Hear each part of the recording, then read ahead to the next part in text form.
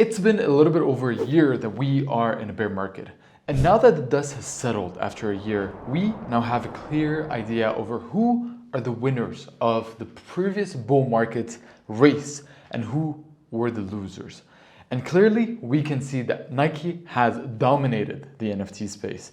And in today's video, we are going to be seeing what exactly are some of the elements and the strategies that they've used and utilized that has allowed them to make a crushing in the market, and what you as a brand builder can learn from them. My name is Leon Aboud, founder at NFT Growth Consulting Agency, and I've had the honor of working with over 40 NFT project founders who are on their mission to launching their brands in the Web3 space and building the future of Web3.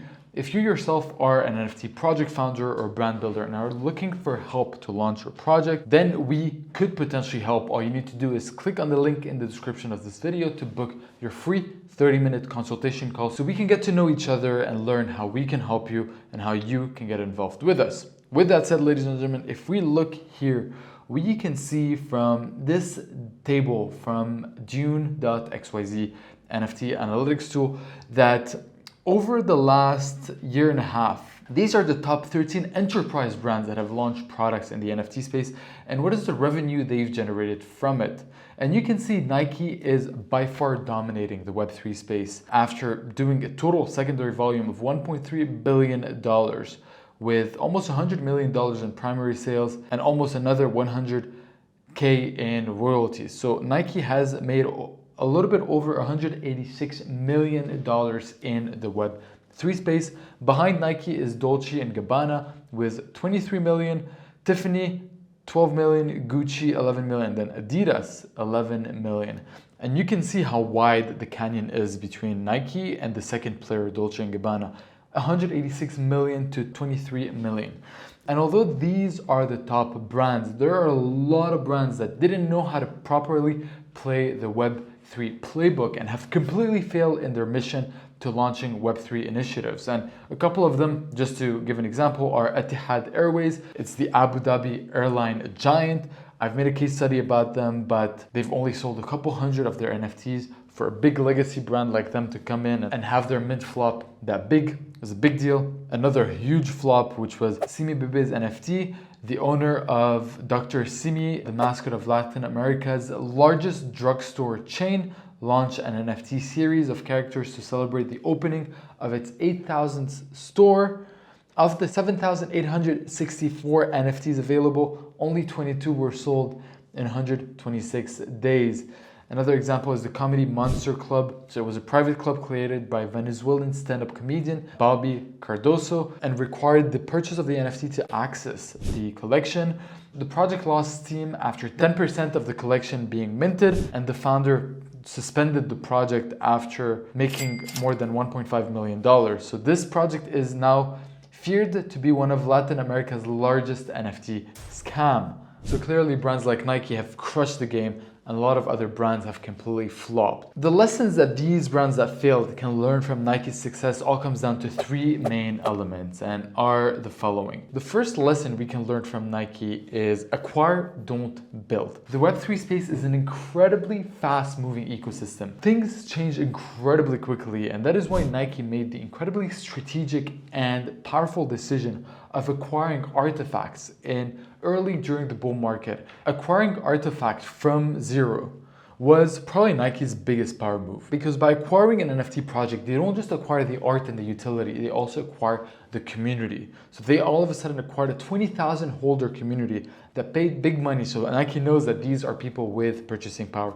They acquired the 20,000 community, and they also acquire the team behind the artifact, because as you know, Web3 is very different from Web2. And if Nike were to put their marketing team into Web3, it would have been a mess, and it would have led to all the other failures that we've seen happening with those enterprise brands trying to launch in the Web3 space. And this whole merger and acquisition strategy is not new. Google, ladies and gentlemen, acquiring YouTube in 2006 was most likely the most strategic decision they could have made. They were very focused on search engine, and although they were trying to break into the video industry, they never could do it because they were not native to it. So they just acquired YouTube, a team and a company that specialized in that. And same thing with Nike. And that is the first rule in the playbook that enterprise can learn.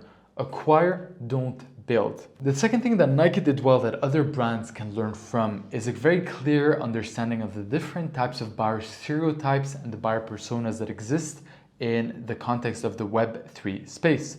So right here, I have a graph, I have a chart by Vayner3, the Web3 consulting company by Gary Vee, and they broke down in one of their reports the 3 different types of buyer personas that exist.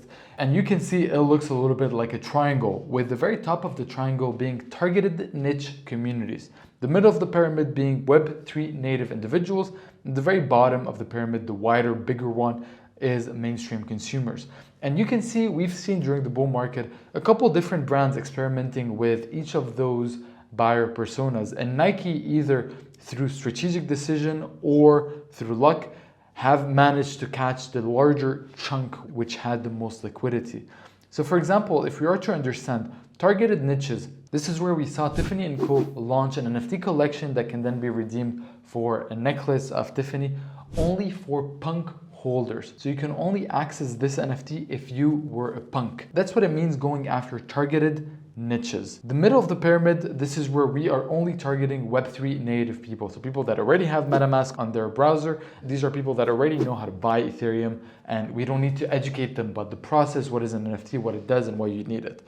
So these are people, typically the target audience of Web3 native people is crypto Twitter. Just crypto Twitter, that's the audience. And finally, obviously we have mainstream consumers, and that is the one who, for example, Reddit is currently going after. They've launched their NFTs for their typical user. They've had to make their experience so seamless that people don't even know that they are transacting with an NFT. And that's what it takes to go after the mainstream consumers. They shouldn't know that they are interacting with an NFT simply because people don't want the NFT. What they want is what the NFT gives you access to. In Reddit's case, it is the digital avatars that grants you status and that grants you recognition. And going back to the brands that had completely failed their launch in Web3, a big reason for that is they didn't have a very clear understanding of who the buyer stereotype was. For example, Etihad's NFT, they were marketing their NFT to mainstream consumers, yet the way they were marketing it was for a very crypto Web3 native audience. They were assuming that people had a very clear understanding over how to buy an NFT, how to mint, what is a Discord, what should people do on Discord. So there was a big overlap in audiences, and that didn't connect, and this led to their outcome, which is a flopped mint. Number 3 thing that Nike did perfectly that I see most brands fail to implement is having a cult-like founder. Nike understood that people were buying into artifact, they were buying into the CloneX collection, they were buying into the artist Takashi Murakami and the figure that he represented. And although Nike bought artifact, they let the old team be the face of it because they understood that at the core of Web3 is community. And at the core of every community is a cult-like founder figure. And this is something we are seeing with all the successful NFT projects that are launching right now. Nakamigos, the reason why they did so well was because the figure behind Nakamigos was Satoshi, the founder of MFers, and then Beeple came in and added that extra credibility that pushed the project. This is what happened with Nakamigos. With Mad Lads, another case study that just recently happened. Mad Lads, they had the founder Armani, trusted, respected, highly looked up to figure in the NFT space, launch a collection. At the core of every community is a cult-like founder. You cannot have a strong community without a strong leader. A lot of the project founders and a lot of the brands out there are trying to put their project first. They want to lead with the project, but in reality, they need to lead with the founder. Etihad Airways completely flopped because they didn't have that one figure people look up to. Nike thrived because of it. Adidas, another example, they never had that cult-like founder figure. That's why you see that stark difference between Nike and Adidas in terms of the results they had in Web3. So these, ladies and gentlemen, are the 3 high-level frameworks that enterprise should use to launching an NFT project or launching a brand or products in the Web3 space. Number 1, acquire, don't build. Number 2, a clear understanding of the buyer stereotypes.